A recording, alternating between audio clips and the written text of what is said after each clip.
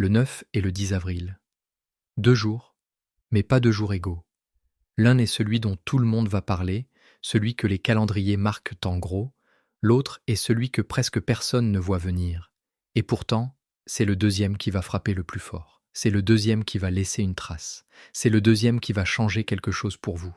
Parce que voici ce qui se passe vraiment sur ces 2 jours. Et c'est une image que je veux que vous gardiez en tête jusqu'à la fin. Un orage. Vous connaissez cette sensation, juste avant un gros orage d'été. Le ciel devient étrange, l'air devient lourd, les animaux s'agitent sans raison. Vous avez mal à la tête et vous ne savez pas pourquoi. Une pression invisible monte et tout le monde la sent sans pouvoir la nommer. Quelque chose se prépare, c'est évident. Mais rien ne se passe encore. Ça, c'est le 9 avril. Et le 10, c'est l'éclair. En une seconde, toute cette pression trouve sa sortie. La lumière frappe. Et après, la pluie qui libère, l'air qui redevient respirable, le monde qui semble lavé, clarifié, neuf. Le 9 vous charge, le 10 vous frappe. Dans cette vidéo, je vais vous dire exactement ce que votre corps va ressentir sur ces 48 heures. Pourquoi beaucoup d'entre vous vont mal dormir dans la nuit du 9 au 10. Et pourquoi c'est une excellente nouvelle. Et surtout, je vais vous dire le moment précis du 10 à ne pas rater. Parce que l'éclair ne dure que quelques heures. Si vous êtes au mauvais endroit, sur votre téléphone, en réunion, dans le bruit, vous le manquez et vous passez à côté du moment le plus précieux de tout le mois. Restez jusqu'à la fin. Commençons par le 9. Depuis 5 semaines, vous portez quelque chose sans le savoir. Vous ne l'avez peut-être pas mis en mots, mais vous l'avez senti. Cette fatigue étrange qui n'était pas une vraie fatigue. Ces journées où vous faisiez des choses sans avoir l'impression d'avancer. Cette impatience qui montait sans trouver où se poser. Des envies qui s'éteignaient avant que vous ayez le temps d'agir dessus. L'impression de marcher dans du sable. Ce n'était pas vous. C'était Mars, la planète de votre énergie vitale, qui traversait un territoire hostile à sa nature. 5 semaines pendant lesquelles votre feu intérieur nageait dans l'eau. Et quand le feu nage dans l'eau, il ne s'éteint pas, mais il n'éclaire pas non plus. Il vit à moitié. Le 9 avril, tout ça change. Mars entre enfin chez lui, dans son signe, le Bélier. Et vous allez le sentir dès le matin, dans le corps, pas dans la tête. Quelque chose se rallume, dans la poitrine, dans les jambes, dans la mâchoire. Vos muscles se souviennent d'une force qu'ils avaient perdue. Vous marchez plus vite sans faire exprès. Votre voix porte plus loin. Votre patience pour les bêtises de votre entourage tombe d'un coup. Ce que vous supportiez hier par lassitude ou par politesse, vous n'avez soudain plus envie de le supporter. L'énergie est de retour. Mais, et c'est là que ça devient intéressant, elle ne trouve pas sa sortie tout de suite. Parce que dans le Bélier, Mars n'est pas seul. 2 autres planètes l'attendent. Saturne, la planète qui ralentit, qui impose la discipline, qui met des freins invisibles, et Neptune, la planète qui met du brouillard sur la route, qui adoucit les contours, qui ne laisse rien de complètement net. Mettez les deux ensemble et voici exactement ce que vous allez vivre le 9. Une voiture qui veut accélérer, un frein qui résiste, et un brouillard sur la route. Vous avez toute l'énergie du monde dans le corps, mais elle ne trouve pas de sortie nette. Vous voulez agir, mais quelque chose vous retient. Vous voyez ce que vous voulez, mais ça reste légèrement flou dans les détails. Et cette combinaison crée exactement ce qu'on ressent avant un orage. Une tension qui monte sans libération. Une irritabilité qui semble venir de nulle part.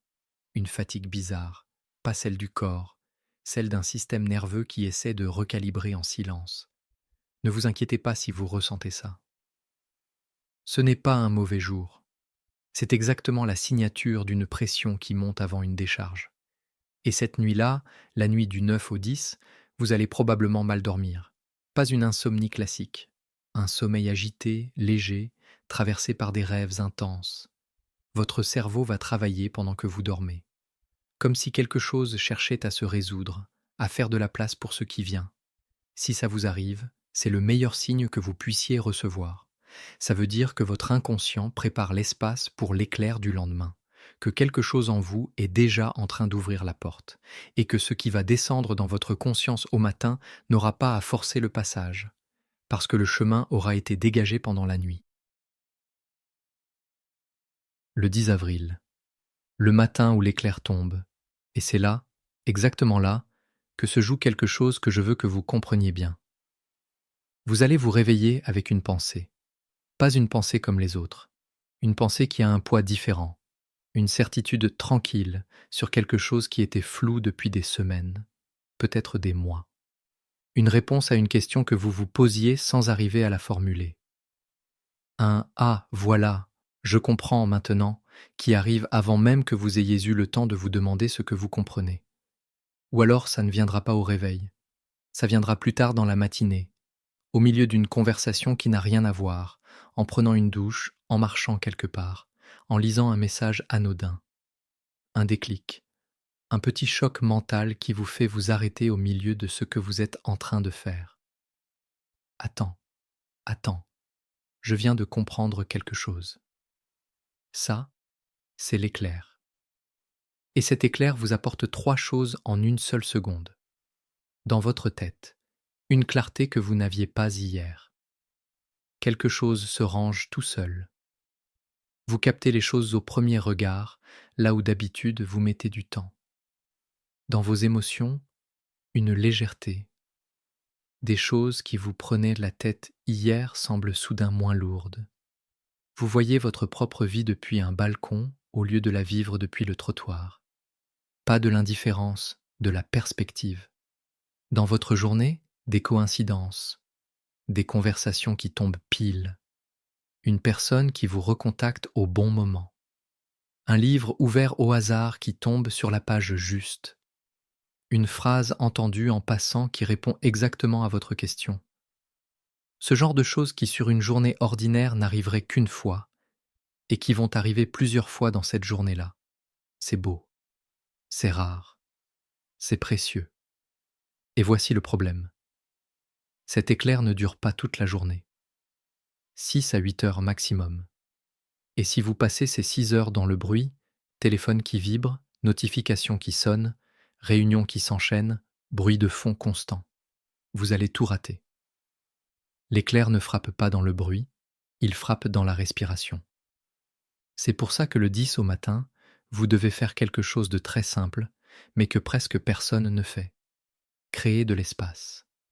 Pas une méditation compliquée, pas un rituel, juste 1 heure. Une matinée allégée si possible, un café pris lentement, une marche sans téléphone, un moment où vous ne demandez rien à personne, où vous n'essayez pas de résoudre quoi que ce soit, où vous êtes juste disponible. C'est dans cet espace que l'éclair tombe, et quand il tombe, quand cette pensée arrive, quand cette clarté descend, ne la mettez pas en doute. Ne la soumettez pas à votre raisonnement logique. Ne demandez pas à votre cerveau de la valider avec ses critères habituels, parce que cette clarté-là ne vient pas de la raison. Elle vient d'un endroit en vous qui sait des choses que votre tête ignore. Notez-la, écrivez-la, prenez-la au sérieux. C'est la clé qui ouvre tout ce qui vient après. Les semaines qui viennent vont se jouer sur ce que vous aurez vu clairement le 10 au matin. Si vous avez l'éclair, vous avez la direction. Si vous le ratez, vous allez passer des semaines à chercher à tâtons ce qui aurait pu vous être donné en 10 minutes. Pour les signes les plus concernés par ces 2 jours, écoutez bien. Bélier. Mars rentre chez vous pour la première fois en 2 ans. C'est votre retour au pouvoir.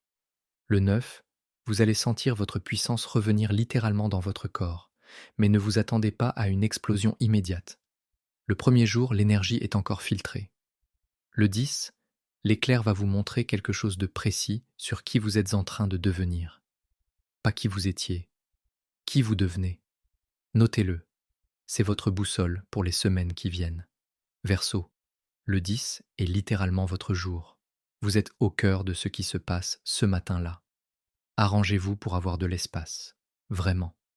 Une clarté sur votre chemin, votre direction, ou un projet qui vous tient à cœur va arriver.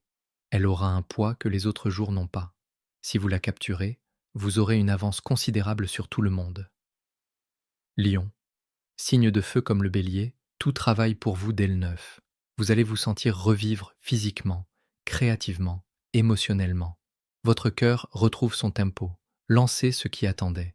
Mais gardez de l'espace le 10, parce que l'éclair va vous dire précisément où mettre votre énergie pour qu'elle compte vraiment. Un lion qui reçoit cette clarté au bon moment, c'est imbattable pour les semaines qui suivent. Cancer, je vais être direct avec vous. Ces 2 jours vont vous tester. Une tension va monter autour de votre travail, de vos ambitions ou d'une figure d'autorité dans votre vie. Le 9 peut être lourd. Ne réagissez pas à chaud, respirez avant chaque réponse. Mais le 10 vous apporte quelque chose de précieux, une compréhension. Vous allez voir pourquoi cette tension existe. Et pour un cancer, voir pourquoi, c'est déjà la moitié de la guérison. Capricorne, l'autre signe testé par cette semaine. Vous allez sentir une pression sur vos structures, sur ce que vous pensiez maîtriser. Ne forcez rien le 9, c'est la journée où tout semble résister. Mais le 10, l'éclair vous apporte un vrai cadeau. Il va vous montrer quelle rigidité ne vous serve plus. Pour un Capricorne, lâcher une structure, c'est un saut. Mais c'est le bon moment pour le faire. Et ce que vous lâchez maintenant, vous ne l'auriez jamais lâché en forçant. Pour les autres signes, Taureau, Gémeaux, Vierge, Balance, Scorpion, Sagittaire, Poisson, l'éclair du 10 vous touchera aussi, simplement avec moins d'intensité directe. Le conseil reste le même pour tout le monde.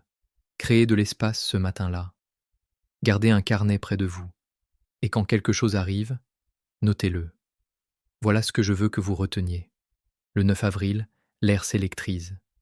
Une énergie immense rentre en vous, mais elle ne trouve pas encore sa sortie. Vous allez sentir la pression monter. Ne forcez pas. Bougez physiquement. Marchez. Faites du sport. Ne cherchez pas de réponse sur votre téléphone. Et allez vous coucher plus tôt que d'habitude. Si vous mal dormez cette nuit-là, tant mieux. C'est le signe que quelque chose se prépare en vous. Le 10 au matin, l'éclair tombe. Un moment de clarté descend. Et il ne dure que quelques heures. Créez-lui de l'espace. Prenez un carnet. Laissez-vous être disponible. Et quand la pensée arrive, ne la laissez pas s'échapper. Parce que cette pensée-là, c'est le moment le plus précieux de tout le mois. C'est le jour que personne n'annonce, celui dont personne ne parle. Et pourtant, c'est celui qui va décider de la direction que votre vie prend dans les semaines qui viennent. Ne le ratez pas. Dites-moi en commentaire votre signe. Et si vous avez déjà senti cette tension monter ces derniers jours. Parce que ceux qui la sentent sont ceux qui sont alignés. Et ceux qui sont alignés vont recevoir l'éclair du 10 avec la netteté la plus forte. Abonnez-vous. Je serai là dans les jours qui viennent pour vous guider à travers ce qui se déclenche après. D'autres moments importants arrivent bientôt. Le 9 vous charge, le 10 vous frappe. Soyez prêts.